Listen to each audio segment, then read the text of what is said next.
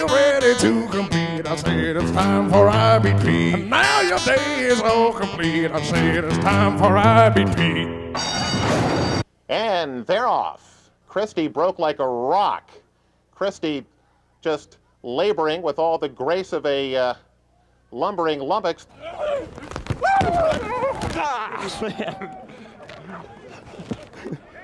That's got to be some type of penalty. Shoot. Sorry. I'm so sorry. I'm sorry. Tim O'Brien looks Pete back to second. Here's his pitch, and there goes Christie motoring to third. Gillen fires the ball to Anthony Vellucci, and Pete's out of there. Boy, is he uncoordinated. I hit my head so hard. Yeah, I'm a little dizzy. It's called I Beat Pete, not I Eat Pete. Oh!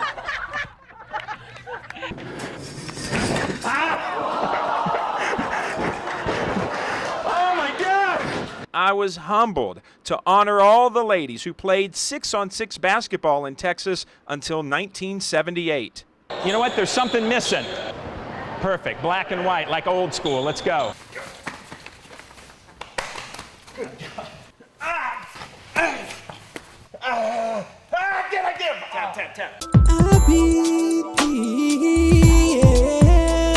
Let's meet this week's challenger. Hi, I'm Lonnie Burnham, the head boys coach at Smyer, and this week we're going to play airplane basketball. 700th I Beat Pete challenge. It's a milestone. We're going to get in an airplane, trying to make a hoop from 50 feet up, 40 feet up. What do you think the chances are? Probably not real good, but we're going to give it a solid try. Well, these guys from Dude Perfect did it on YouTube. We'll see if it's legit or not. We're at the Lubbock Executive Air Park. Let's see what happens. 700th I Beat Pete. New Air Park owner and our pilot, Mark Drake, checked the plane out. A 1954 Piper Super Cub. Smyer coach Lonnie Burnham went first. Physics majors, we flew 70 miles an hour with 15 to 20 mile per hour winds, trying to make a basketball shot 50 feet down. Coach missed his first few as he tried to hoop hone in, but it was tough to get your basketball bearings, and he couldn't connect on 6 first-half shots. A couple of them were pretty close on the bounce, but not very close on the fall. It's a lot tougher than it looks. I started out saying a prayer as we took to the sunny West Texas skies. I wanted this wheel bad and bounced one off the airplane's wheel. This was a sensational challenge, and I put up a legitimate air ball. Oh, that was close. Feeling good. Watch what happened next. The ball became a boomerang in the wind, whipping back and drilling me in the nose. It came right back at me as I ended up going scoreless. I threw it, and I was blown away. These are 4 or 5 year old balls. It might have been one that knew you. 3 years ago in a challenge in Smyer, I was drilled by possibly the same basketball, bloodying up my nose. This time around, no blood, but GoPro Gold and a swelled lip. Halftime festivities, refueling the plane.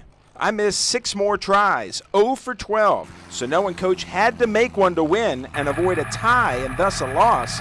Seeing him miss, I felt like a win was a lock for me.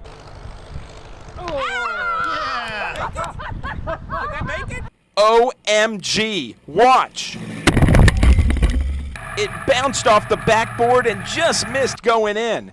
0-0, it's not called a tide, Pete, so I get a win. That was awesome. I'm ashamed to say I got beat by Pete. I Beat Pete. Say what? I Beat Pete. Right now. Let's meet this week's challengers. Scooter Christensen from the world-famous Harlem Globetrotters. What's this week's challenge? Some trick shots, and I heard that my man Slick Willie Shaw came up short, but I'm here to regain it. Well, obviously the Globetrotters in town. You're going to be at the United Spirit Arena. It's called the Fans Rule World Tour. The fans get to choose what rule they want to see for each quarter. Scooter picked the first shot, one he made on YouTube going off the wall. Competing at Lubbock High, we each got 10 shots, and I was way off. Scooter honed in, scoring a half point every time you hit the rim. I'm trying to beat Pete. Bouncing off the wall, we both came close on this shot, but he beat me 2 to 1.5 on rim touches.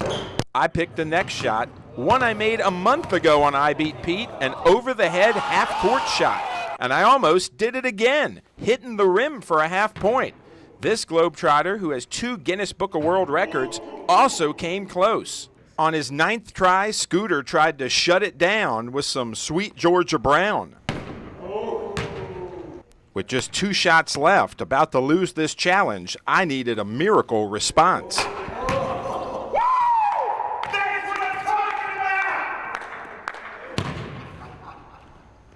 I then hit one off the rim to win the round. Wow! Final shot, a drop kick from half court made famous by Globetrotter Curly Neal. What a tough shot. I got all excited. No one hit the rim in 10 tries. So Scooter started thinking of another shot, but we got stuck. So we went back to the wall. First one to make one wins the challenge. We both got rim shakers. Who would make it first?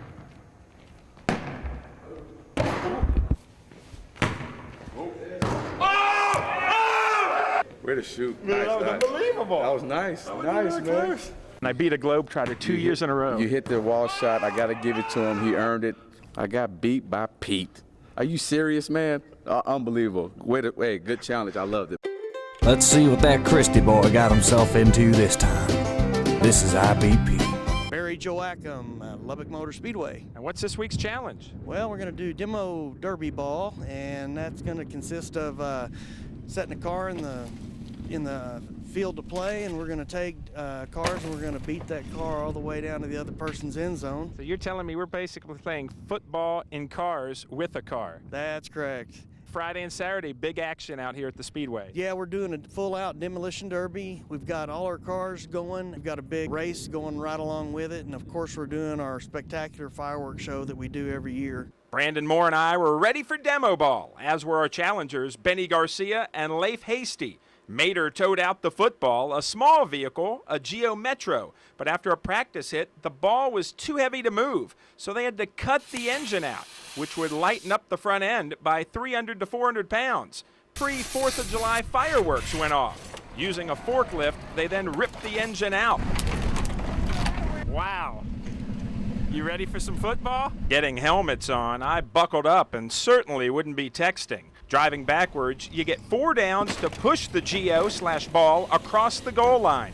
Major impact. Debris was all over the field. This is crazy. This is crazy. This is crazy. To 3rd down, and despite our blocking, the Geo was pushed near the goal line. 4th down, and we had a major stand holding him. I can't tell him. Is he going? He's still going. They called the play still live, and Leif's next hit with his Dodge Ram put the Geo over for a touchdown. I think it's ridiculous. They're making up the rules as they go along. It's like they just made this game up. Oh, they did. Never mind. Down 6 cylinders to none. Switching cars, I got in the Dodge Ram, Brandon in the Chrysler New Yorker, and he did some blocking, allowing me to push the Geo for big yardage. 2nd down on the hit, I got my rear wheel up in the air, and Mater had to pull me off. 3rd down, a big push of the Geo got us close to tying it up. Okay, it's goal stand. 4th down, no time for talk.